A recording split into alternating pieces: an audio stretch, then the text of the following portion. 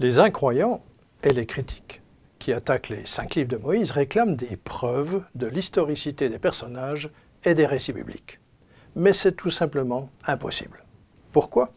Parce que pour confirmer ou infirmer le récit biblique, il faudrait avoir des récits historiques équivalents, qui viennent des autres peuples, qui aient le même degré de précision que la Bible, et ensuite comparer les récits. Mais ces textes n'existent tout simplement pas. Prenons l'Égypte par exemple, c'est une grande civilisation, multimillénaire, dont on a retrouvé des pyramides, temples, tombeaux et des milliers d'inscriptions impressionnantes, gravées sur des stèles, des murs, des colonnes, etc. Pourtant, malgré cela, nous n'avons pas les éléments permettant de connaître son histoire de façon suivie et encore moins de façon détaillée. Ne serait-ce que concernant ces dirigeants, les pharaons, on est déjà incapable d'établir une liste sûre et une chronologie fiable. Les spécialistes suspectent même certaines dynasties de n'avoir jamais existé. Et quant à la chronologie, elle peut varier d'un spécialiste à l'autre de dizaines ou de centaines d'années. Alors, pour ce qui est de son histoire détaillée, en dehors des exploits vantés par les pharaons et des textes religieux ou ésotériques, on a, de fait, assez peu d'éléments. Et plus on remonte vers les premières dynasties, moins on a d'informations. D'ailleurs, même concernant les inscriptions, il convient d'être très prudent, parce qu'elles donnent le récit officiel, qui ne peut qu'être à la gloire de Pharaon et de l'Égypte. Il est remarquable qu'on ne trouve pratiquement jamais de récit de défaite ou de difficultés impliquant un pharaon. De plus, on sait que les dirigeants égyptiens n'hésitaient pas à carrément faire disparaître des monuments les récits de leurs prédécesseurs qui les dérangeaient. Je pense par exemple au pharaon réformateur Akhenaton et sa femme Nefertiti, dont les mentions et les récits ont été martelés, effacés, ou encore au fait que certains dirigeants du pays ont simplement été omis des documents officiels listant les dirigeants du pays. C'est le cas de la célèbre liste des rois d'Abydos. On y trouve les titulatures de dizaines de pharaons, mais absence, entre autres, d'Akhenaton, de son fils, Toutankhamon, de la reine Hatshepsut ou encore des pharaons Hyksos. Les magnifiques récits égyptiens qui fleurissent sur les monuments sont donc à prendre avec certaines réserves. Concernant la Bible, c'est évidemment très différent. Le récit biblique mentionne les succès, mais n'hésite pas à rapporter en détail les travers, les rébellions, les échecs et les malheurs, non seulement des dirigeants, mais également du peuple.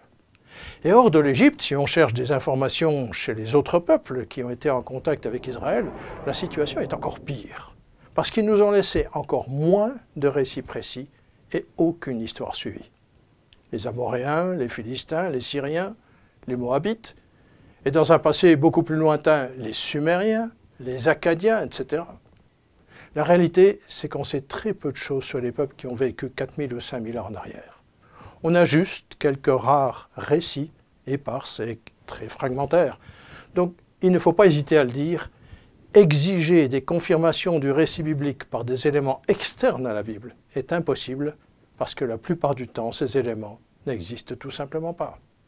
La Bible n'a aucun équivalent. Il n'y a aucun autre récit historique qui remonte jusqu'à l'origine de l'homme et des nations.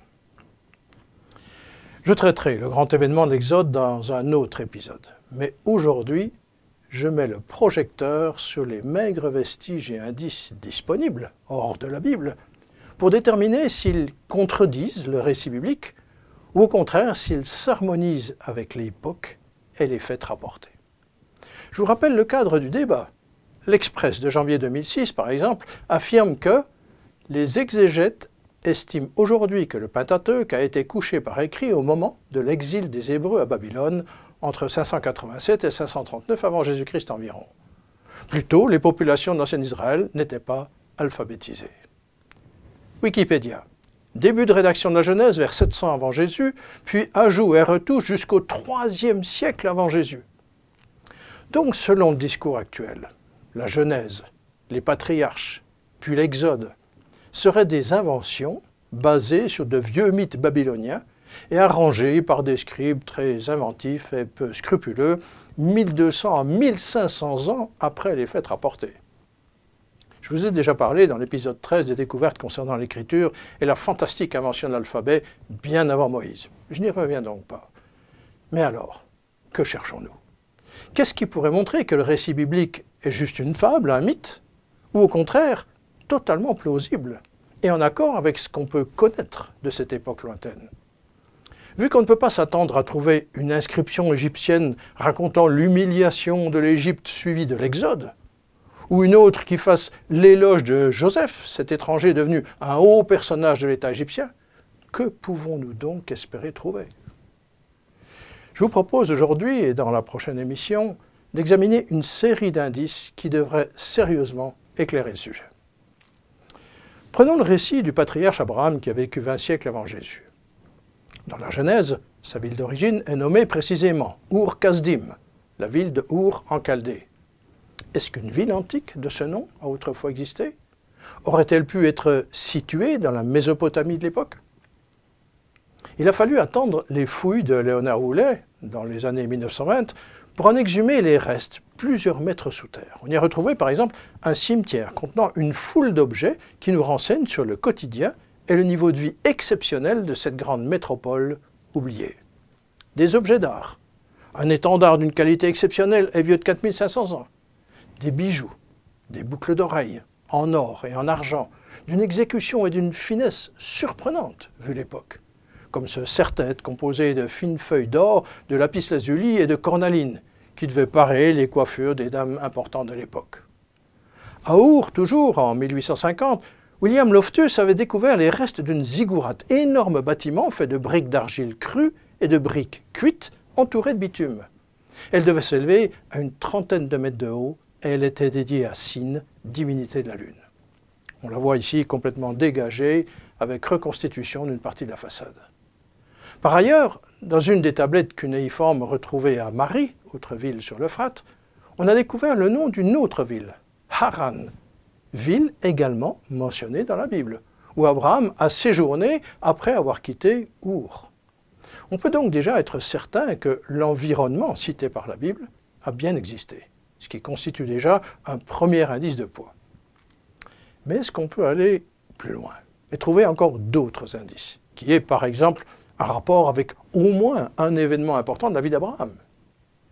Le chapitre 15 de la Genèse rapporte un épisode qui pourrait paraître surréaliste ou inventé de toutes pièces. Il s'agit d'une campagne militaire menée par une coalition de rois dans la région de la mer Morte. Je lis. Au temps d'Amraphel, roi de Shinéar, d'Arioch, roi d'El-Lazar, de Kédor-Laomer, roi d'Élam, et de Tidéal, roi de Goïm, il arriva que ces rois firent la guerre à Béra, roi de Sodome, à Birsha, roi de Gomorre, etc. Est-ce que ce genre de coalition a réellement pu exister à cette époque? Une étude de la correspondance du roi Zimri-Lin, contemporain du célèbre Hammurabi, vivant peu après Abraham, mentionne précisément ce genre de coalition. « J'ai rassemblé les rois de Sarmané, je leur ai fait comprendre l'affaire par ce discours. Il n'y a pas un seul roi qui à lui tout seul soit réellement puissant. 10 ou 15 rois suivront Hammurabi, le babylonien. Autant suivront Rimsin, le Larséen. Autant suivront Ibal-Piel, le Snunakien. Autant suivront Amout-Piel, le Catanéen. 10 rois suivront Larimlim, le Lamadéen. » L'extrait de correspondance de ce roi, tout en expliquant la nécessité d'une telle stratégie, confirme donc l'existence de telles coalitions de rois, qui en général régnaient à l'époque chacun sur une ville et ses environs. C'est très intéressant. De plus, un écrit d'Assurbanipal, qui a vécu 1300 ans plus tard, parlant de ses très lointains ancêtres, mentionne sur ce prisme la ville de Shushan, Suse, l'ancienne capitale de l'Empire élamite. Et il donne les noms de 3 rois, Kudu-Nahundi, Kudu-Nahuntea et Kudur-Lagamar. C'est le Kédor-Laomer mentionné en Genèse et dont le texte biblique nous précise qu'il était effectivement roi d'Élam. Excellent! Sur les célèbres tablettes retrouvées à Mari près de l'Euphrate et datées du XVIIIe siècle avant Jésus, ou encore à Nouzi, autre cité plus à l'est sur le Tigre, les chercheurs ont également identifié les noms de Ariouk et de Toutkalia, nom hittite de l'époque, qui correspond aux Arioch et Tidéal, appartenant également à cette coalition décrite dans la Genèse. Une fois de plus, la réalité historique du récit biblique est attestée. Et ce qui est remarquable, comme le souligne l'égyptologue britannique Kenneth Kitchen, c'est le fait très intéressant que ce type de coalition est typique de la politique mésopotamienne entre 2000 et 1750 avant Jésus, c'est-à-dire à l'époque d'Abraham, mais qu'elle ne s'était pratiquée ni avant ni plus tard. Ces quelques indices éparpillés montrent clairement que cet épisode singulier de la Genèse est en fait totalement en accord avec le contexte géopolitique de l'époque. Et bien sûr, faut-il encore le répéter, un tel récit aurait été impossible à inventer 15 siècles plus tard, comme on aime le répéter aujourd'hui. Un argument classique de ceux qui attaquent les livres de Moïse, c'est qu'on n'a pas retrouvé de traces des Hébreux en Égypte, ce qui jette évidemment un sérieux doute sur les récits des arrivées en Égypte d'Abraham, puis plus tard de Joseph, rejoint ensuite par ses frères et leur père Jacob, puis de la présence en Égypte de leurs descendants pendant plusieurs siècles, jusqu'à l'exode hors d'Égypte sous la direction de Moïse. Quels indices pouvons-nous trouver cette fois? Au XVe siècle avant Jésus, époque où, selon la Bible, les Hébreux sont installés en Égypte depuis des centaines d'années, et quelques dizaines d'années seulement avant l'Exode, c'est la reine Hatshepsut, devenue pharaon, qui est sur le trône d'Égypte. Voici ce qu'elle a écrit. « Écoutez, vous tous, patriciens et gens du peuple dans sa multitude.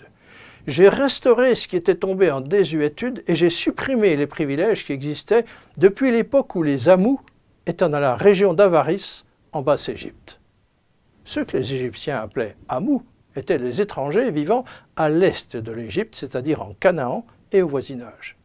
Il ne peut pas s'agir des Hyksos, ces étrangers qui ont dirigé la Basse-Égypte à une certaine époque, puisqu'ils n'étaient plus là depuis longtemps. Nous avons donc bien la confirmation que des gens venus de la région de Canaan se sont installés et ont vécu en Égypte. De plus, la région d'Avaris mentionnée par Hatshepsut est précisément la région de Goshen, à l'est du delta du Nil, là où la Bible place les Hébreux et leurs troupeaux. Étonnant, n'est-ce pas?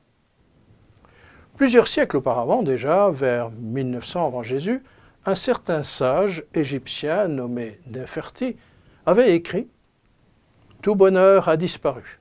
Le pays est plongé dans la détresse à cause de ces mangeurs, les Amous, qui sont partout dans le pays.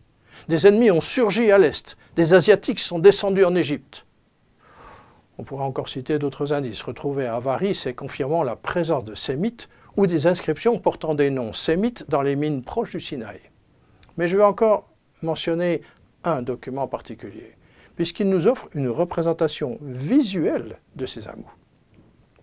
À Beni Hassan, 200 km au sud du Caire, sur la rive est du Nil, subsistent de très anciens tombeaux, dont celui de Khnum-Hotep, ancien dirigeant d'une région d'Égypte appelée le Nome de l'Oryx.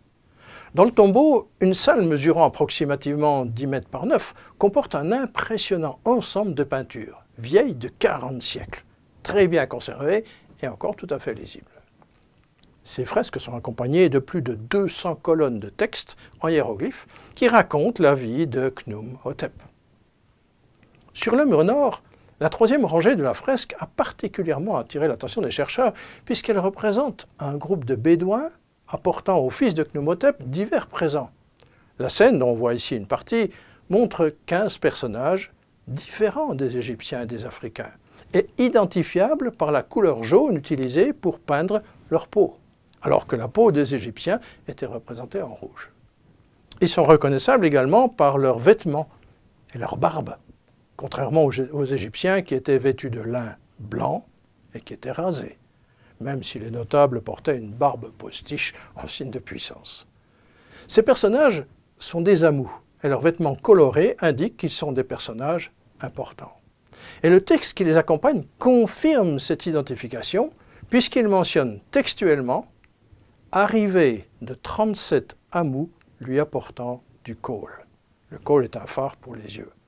Autre élément intéressant, cette fresque comporte une date, la 6e année de Sésostris II, soit environ 1890 avant Jésus, donc à l'époque des patriarches. Évidemment, on fait immédiatement le rapprochement avec l'arrivée d'Abraham ou celle de son petit-fils Jacob, parti avec les frères de Joseph, le retrouver en Égypte à cause de la famine en Canaan. Même s'il paraît peu probable que cette peinture représente un de ces épisodes, elle prouve en tout cas, de façon indiscutable, que des Amous, donc des habitants de la région de Canaan et des environs, se rendaient bien en Égypte à cette époque, et que cet événement était suffisamment connu et remarquable pour figurer dans la tombe d'un haut fonctionnaire égyptien. Les 3 premiers indices que je viens de présenter obligent à admettre que le contexte géopolitique de l'époque correspond effectivement à celui qui est décrit dans la Bible. Ce n'est pas terminé, et j'ai encore 6 autres indices très différents à vous exposer. Mais pour ça, il faudra attendre la prochaine émission. Mais vous avez déjà matière à réflexion.